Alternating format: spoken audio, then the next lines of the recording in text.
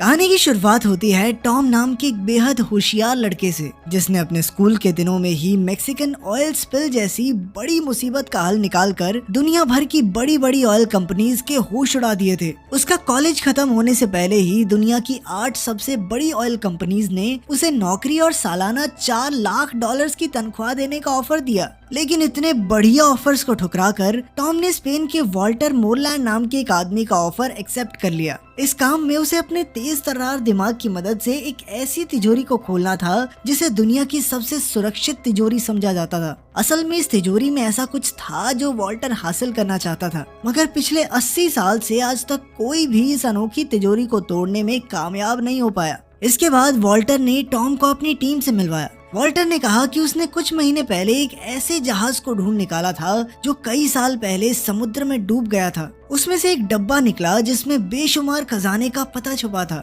मगर जल्द ही स्पेनिश सरकार को इस बारे में पता चल गया और उन्होंने वॉल्टर की ढूंढी हुई सारी चीजों को जब्त करके एक स्पेनिश बैंक की तिजोरी में बंद कर दिया। खैर फिर टॉम वॉल्टर की बेटी लोरेन से मिला, जो अपने मिशन के लिए कोई भी भेज बदलने में माहिर थी। उसके अलावा उनकी टीम में क्लाउस था, जो कि एक जबरदस्त हैकर था। जेम्स वॉल्टर का खास आदमी था, जो पहले एक फौजी हुआ करता था और अब वो एक जबरदस्त फाइटर था। साइमन उनकी टीम के लिए हर जरूरत का सामान लाता था। जब तक उसे पैसे मिले वो वॉल्टर को दुनिया की कोई भी चीज लाकर दे सकता था। खैर आज टॉम का पहला दिन था और टीम को बैंक का सिस्टम हैक करने में मुश्किल हो रही थी। उन्हें एक कोड भरने की जरूरत थी, मगर उन्हें कोई आइडिया नहीं था कि आखिर ये कोड क्या हो सकता है। तब टॉम ने आइडिया दिया कि उन्हें बैंक के किसी क्लाइंट से बैंक का ऑटोमेटेड वॉइस मेल बनकर बात करनी चाहिए और इस तरीके से उन्हें वो कोड मिल सकता है। आखिरकार टॉम की तरकीब काम कर गई और उन्हें आसानी से कोड मिल गया। सबने टॉम को शाबाशी दी और टॉम अपने नए घर में पहुंचा। फिर अगले दिन से टॉम बाकी की टीम के साथ बैंक ऑफ स्पेन के नक्शे को समझने लगा।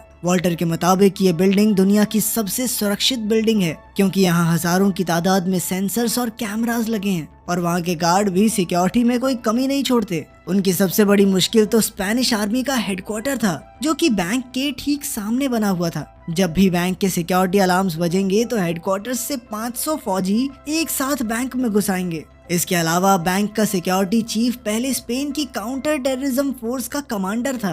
अब वॉल्टर की टीम का मुकाबला ऐसी फौज से था जो किसी भी हालत में बैंक की हिफाजत करना जानती थी। इसके अलावा वॉल्टर की टीम को उस तिजोरी के अंदर के नक्शे के बारे में कोई जानकारी नहीं थी, इसलिए उन्हें एक स्कैन करके ये जानकारी हासिल करनी होगी। इस तिजोरी में घुसने के लिए उन्हें 2 चाबियों और सिक्योरिटी चीफ के फिंगरप्रिंट्स की जरूरत थी। इन्हें हासिल करने के लिए टीम ने बैंक में घुसने का फैसला किया। टॉम और साइमन सफाई कर्मचारी, लॉरेन यहाँ पर बेशकीमती पेंटिंग्स की जांच करके उनकी इंश्योरेंस बेचने आई थी और इन्हीं पेंटिंग्स के पीछे बनी तिजोरियों में वो 2 चाबियां रखी थी। जब सिक्योरिटी चीफ लोरेन को कमरे में ले जा रहा था तो लोरेन ने उसे अपनी कॉफी पकड़ा दी और इस तरह उन्हें चीफ के फिंगरप्रिंट्स तो मिल गए। इसके बाद वो पहली पेंटिंग के कमरे में पहुंची तो क्लाउस ने बैंक में कैमरा हैक कर लिए। फिर उसने लोरेन को पेंटिंग स्कैन करते हुए रिकॉर्ड किया और यही फुटेज 10 गुना धीरे धीरे करके चला दी। इसी दौरान लोरेन ने तिजोरी खोली और वहाँ रखी चाबी की बनावट कॉपी कर ली, मगर उसी वक्त अचानक वहाँ बैंक का डायरेक्टर आ गया और इधर कैमरा फिर से चालू होने में सिर्फ 20 सेकंड बाकी थे। 20 सेकंड बाद लोरेन को ठीक उसी जगह खड़ा होना था, मगर अब डायरेक्टर बीच में आ गया। तब लोरेन ने दिमाग लगाकर उसे अपनी तस्वीर लेने के लिए पीछे छोड़ दिया और ऐन वक्त पर डायरेक्टर फुटेज से बाहर हो गया। अब लोरेन दूसरी चाबी ढूंढने में लग गई। वहीं दूसरी ओर टॉम को सफाई वाले का भेष बनाकर तिजोरी स्कैन करनी थी। उसके हिसाब से असली तिजोरी इसी मीटिंग रूम के ठीक नीचे थी। टॉम तुरंत टेबल के नीचे छुप गया और उसने अपनी मशीन से स्कैन का काम शुरू किया, मगर तभी अचानक कुछ लोग वहाँ मीटिंग करने आ गए। अब टॉम टेबल के नीचे फंस चुका था और अचानक उसकी स्कैनिंग मशीन भी खराब हो गई। खैर कुछ देर छेड़छाड़ के बाद टॉम ने मशीन चालू कर दी और स्कैन पूरा हुआ, मगर उसी पल एक अलार्म एक्टिवेट हो गया और सिक्योरिटी चीफ ने पूरे बैंक को बंद कर दिया। तभी सामने से फौजी बैंक के लिए निकले। इधर लोरेन ने दूसरी चाबी का डुप्लीकेट बनाया ही था कि बैंक का डायरेक्टर उसे लेने आ गया। इस हड़बड़ी में वो असली चाबी को वापस रखना भूल ही गई।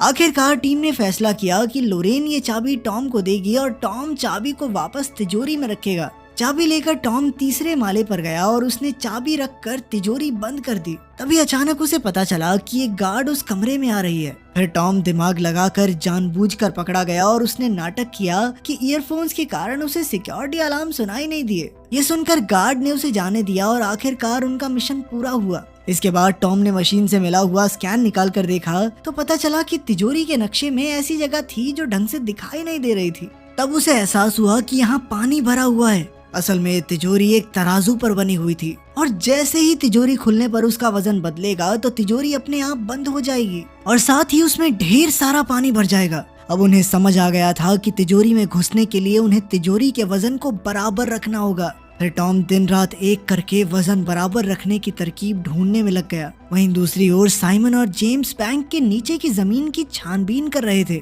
कि उन्हें टॉम की बात सच होती दिखाई दी। वो तिजोरी वाकई में एक बड़े से तराजू पर बनी हुई थी, मगर उसका वजन एकदम 0 पर टिका हुआ था। इसके अलावा एक और मुसीबत उनके सामने खड़ी थी। उस अंडरग्राउंड कमरे की दीवारें टाइटेनियम स्टील से बनी हुई थी जो इतना मजबूत था कि उसे ड्रिल करने में 15 दिन लग जाएंगे। अपना मिशन पूरा करने के लिए वॉल्टर की टीम के पास बहुत कम वक्त था और इतने से समय में वो डिब्बा चुरा कर वहाँ से बाहर निकलना सबको नामुमकिन लग रहा था। इसलिए आखिरकार उन्होंने हार मान ली। अब वॉल्टर निराश होकर छत पर गया और उसने देखा कि सड़कों पर फुटबॉल फैंस की भीड़ लगी हुई थी। तभी उसकी नजर बैंक के कैमरास पर गई तो उसे एहसास हुआ कि वर्ल्ड कप फाइनल्स के सभी कैमरास भीड़ की तरफ होंगे और तभी उनके दिमाग की बत्ती जली। फिर उसने अपने साथियों को इसका नमूना पेश किया। फिर उसने ग्लास हटाकर तराजू पर लिक्विड नाइट्रोजन छिड़क दी और फिर दोबारा ग्लास रखा, मगर इस बार वजन नहीं बदला क्योंकि तराजू जम चुका था। टॉम ने कहा कि बिल्कुल इसी तरह वो तिजोरी के नीचे वाले तराजू को जमा सकते हैं, मगर इसके लिए बहुत ज्यादा लिक्विड नाइट्रोजन लगेगी।